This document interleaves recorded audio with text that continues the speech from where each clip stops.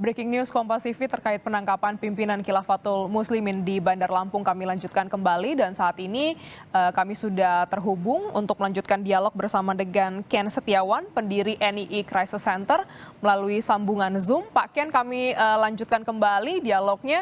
Ini tadi juga berdasarkan laporan dari jurnalis Kompas TV di Bandar Lampung, kantor pusat dan juga sekaligus Masjid Khilafatul Muslimin ini berada di dekat permukiman warga, hampir pusat keramaian begitu, jalannya cukup ramai di pagi hari ini. Sebenarnya apakah ini memang mereka membaur bersama dengan masyarakat seperti biasa atau memang apa nih yang Anda cermati yang memang membuat Khilafatul Muslimin ini menjadi berbahaya begitu, Pak? Ya, masyarakat menganggapnya kelompok ini ada kelompok unik sebenarnya, kelompok aneh, jadi tidak dianggap bahaya ya karena dibiarkan saja. Ya bayangkan saja di pasar-pasar pakai toa, kita meneriakan dengar mereka itu, mari tegakkan khilafah, bahwa kita umat Islam harus bersatu. Ini kan ya unik, lucu, makanya ya dibilang orang gila tapi waras, dibilang orang waras tapi aneh. Jadi masyarakat akhirnya yang membiarkan saja, walaupun ya sebenarnya ini berbahaya sekali karena mereka konsep khilafah ini kan bertentangan dengan Pancasila. Mereka punya hal-hal yang berlawanan dengan demokrasi ini tadi. Demokrasi haram ini buatan manusia, mereka harus bersatu. Dan pada dasarnya mereka sebenarnya ingin menggulingkan negara tapi dengan cara yang halus. Di Bandar Lampung ini visual yang disaksikan pemirsa Kompas TV juga merupakan visual terkini dari penggeledahan yang masih dilakukan oleh pihak kepolisian di kantor pusat sekaligus masjid kantor pusat, Pak, di Bandar Lampung. Apakah memang wilayah Lampung ini menjadi basis terkuat dari Khilafatul Muslimin dan mengapa memilih Lampung?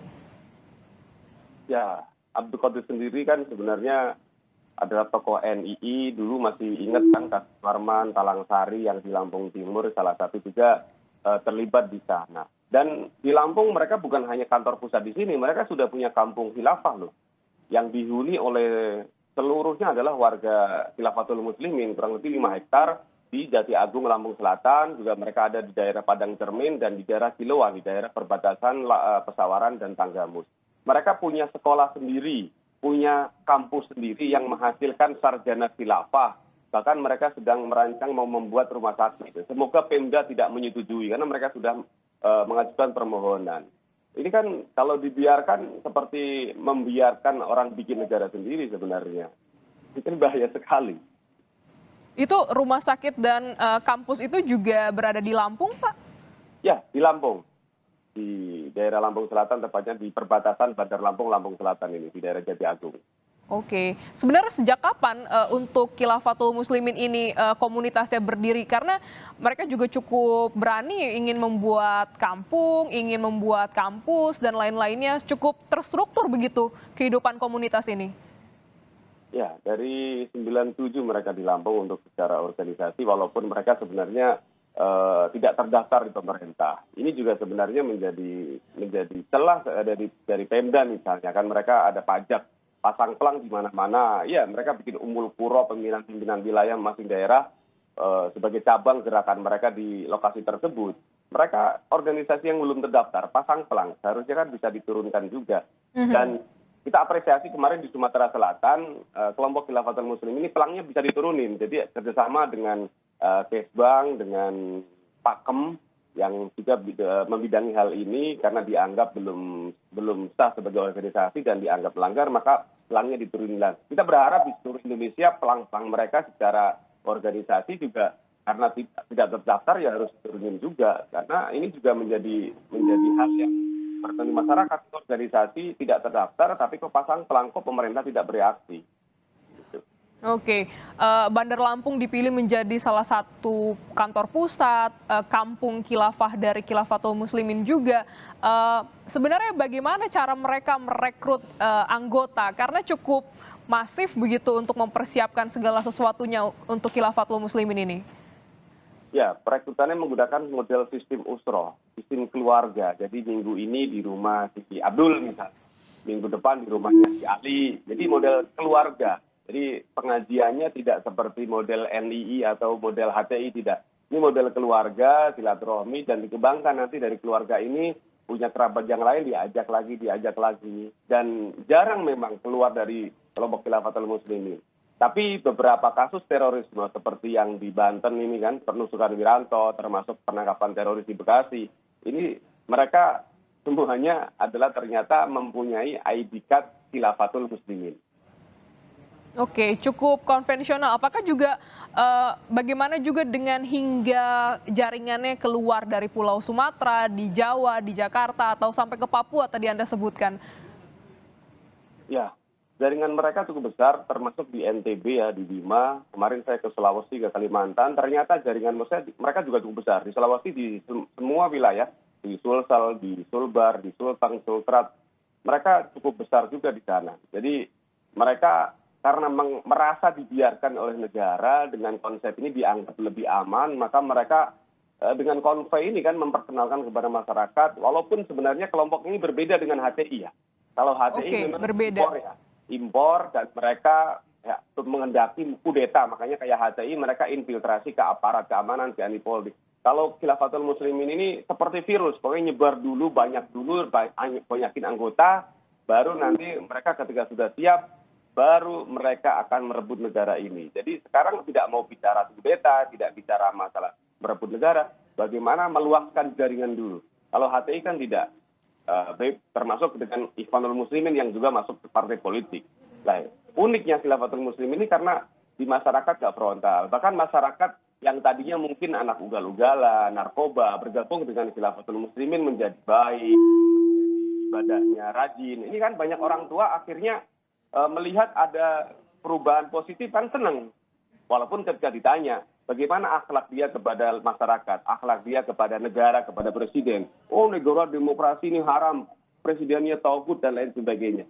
Ini kan juga menjadi permasalahan. Ibadahnya rajin tapi akhlaknya rusak. Akhlak kepada negara, kepada pemimpin, kepada presiden. Nah, ini yang terjadi.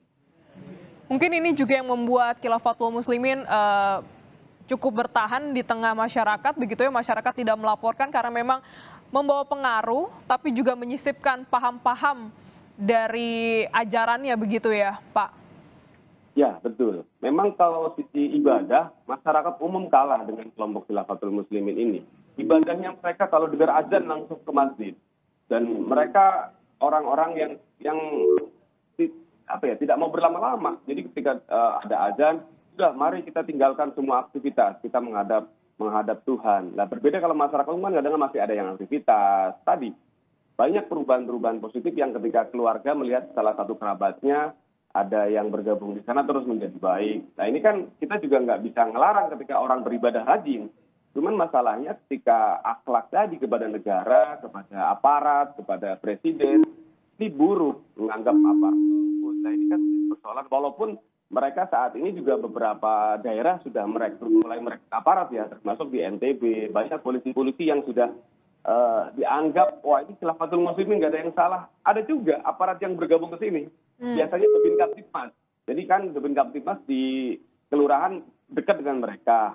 Ada program namanya Sambang, datang, akhirnya melihat karena hal bagus, akhirnya mendukung. Padahal mungkin hanya melihat kulitnya saja. Jadi akhirnya seolah-olah mereka juga didukung oleh aparat. Termasuk di Sumatera Barat, ada Babin Kamtipmas yang infonya juga mengikuti kajian ini. Kalau di Lampung juga ada, di Bima juga ada. Ini kan menjadi kontradiktif di masyarakat. Ini aparat kok malah justru mendukung kelompok-kelompok yang mengkampanyekan khilafah. Oke, jaringan ini cukup unik karena sangat dekat dengan masyarakat, dianggap membawa perubahan baik terhadap kehidupan masyarakat, dan bahkan pihak aparat juga tidak sedikit begitu ya yang bergabung ataupun menganggap Khilafatul Muslimin ini tidak berbahaya. Lantas juga yang menarik tadi Anda sebutkan adalah mempunyai kampung khilafah, ada juga rumah sakit, sekolah. Lantas ini bagaimana dengan pendanaan untuk bisa membuat semua ini? Kalau kita lihat pola perekrutannya cukup konvensional begitu, dari rumah ke rumah, dari satu pengajian ke satu pengajian juga. Bagaimana sebenarnya dengan pendanaan ataupun hingga membuat struktur mereka menjadi besar? Ya, terkait pendanaan, mereka dari iuran anggota juga cukup besar. Jadi infonya juga mereka menggunakan konsep FAI juga. Jadi dalam konsep FAI ini Mereka menghalalkan segala cara mengambil orang lain. Karena ini dengan konsep NI kan sebenarnya sama. NI juga menganggap bahwa orang di luar kelompok ini kan kafir. Jadi orang kafir itu seperti binatang ternak. Jadi binatang ternak kita seru misalnya sapi perah nggak dengar, tapi susunya halal. Nah, ini juga informasi yang saya terima juga diterapkan di konsep khilafah, cuma tidak terlalu menonjol. Jadi mereka lebih mengedepankan konsep infak di antara anggota.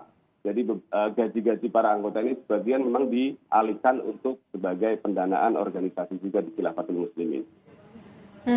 Jadi memang cukup menarik untuk kelompok jaringan Khilafatul Muslimin ini.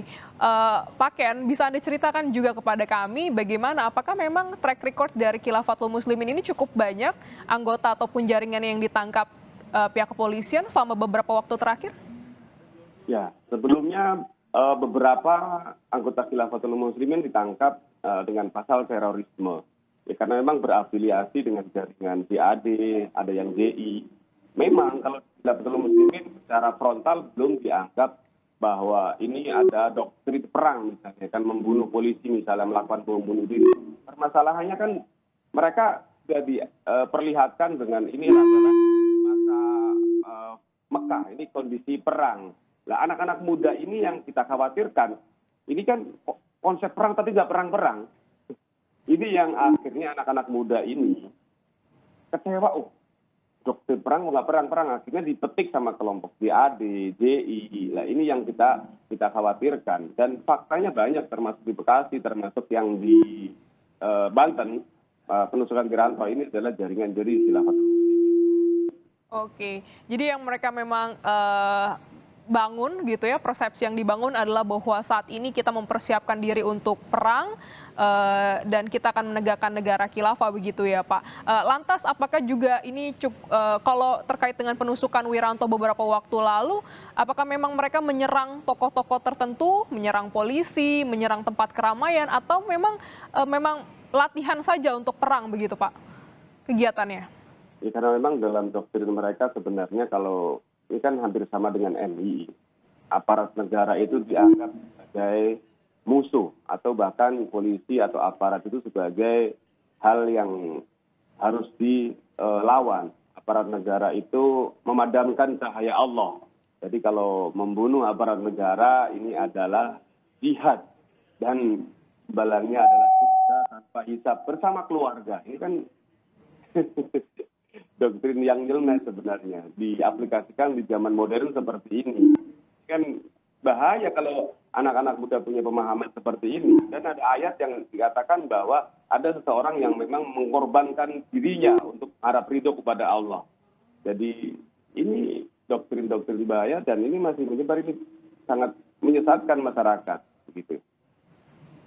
Sangat menyesatkan masyarakat terkait dengan doktrin-doktrin ataupun pemahaman, bahkan melakukan kegiatan untuk Khilafatul Muslimin ini dilakukan secara bersama-sama satu keluarga begitu Pak. Bisa Anda jelaskan bagaimana sebenarnya mereka juga akhirnya bisa merekrut keluarga untuk bersama-sama, tidak hanya ayah ataupun ibu atau anak untuk melakukan aksi gitu ya, untuk bergabung bersama dengan Khilafatul Muslimin, tapi ini bisa satu keluarga begitu Pak. Apa yang diajarkan, apa yang diberikan pemahamannya? Ya, rata-rata ketika kepala keluarganya, suaminya terlibat, biasanya istri dan anaknya juga pasti akan terlibat juga. Karena otomatis ketika pengajian mereka kan anak istrinya diajak. Jadi ketika mereka kajian, penutup kerabatnya diajak ke sana. Dan ini seperti multi level.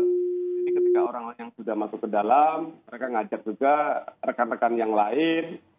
Jadi ini yang ketika tidak ada penindakan, ya mereka pasti akan semakin besar. Ya semoga dengan langkah ini, dengan penindakan ini, masyarakat mereka bisa paling tidak bisa dicegah untuk bisa berkembang lebih banyak lagi. Baik, Pak Ken, kita tahan dulu.